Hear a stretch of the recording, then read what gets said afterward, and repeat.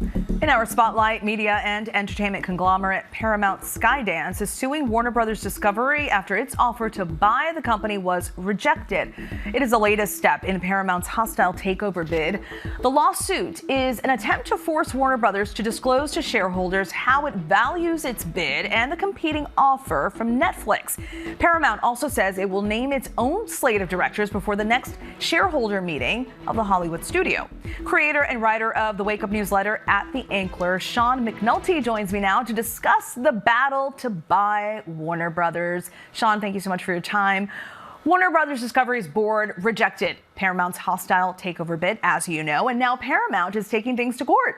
Why is this acquisition so important to Paramount?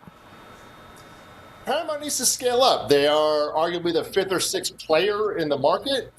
So they need this acquisition to grow to be one of those big four players alongside Netflix, Amazon, Disney, and they would be that fourth slot if they can go combine here. If they can't, the road to get to that level of scale is really impossible. So they need this WBD asset to get to that tier for the next 10, 20 years of whatever this new form of our business is going to be. So they're definitely the more motivated of the two elements between Netflix and Paramount. Netflix does not need Warner Brothers. It's nice to have it. It'll give them huge scale, but Netflix will be fine if they do not succeed in this deal ultimately.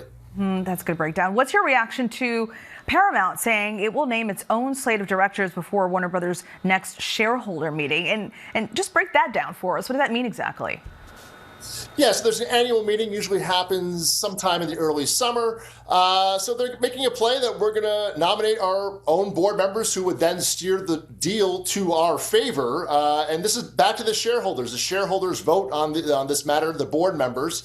So this, again, is another plea to the shareholders that we're going to put up our own people for you to vote on to, again, agree with our position that our offer is better when this annual meeting happens. Again, this is a few months down the line, somewhere in May or June probably. So we're going to come at you that way. We're coming at you with this lawsuit for you to define how much value you're putting on these cable TV networks, CNN, TBS, Discovery, which is what the key disagreement here. So they're kind of fighting two fronts while also saying, hey, we'd still love to make a deal. So it's an interesting fight they're making in courts and in the board, and then also just directly to Wall Street to try and convince the minds of WBD shareholders here.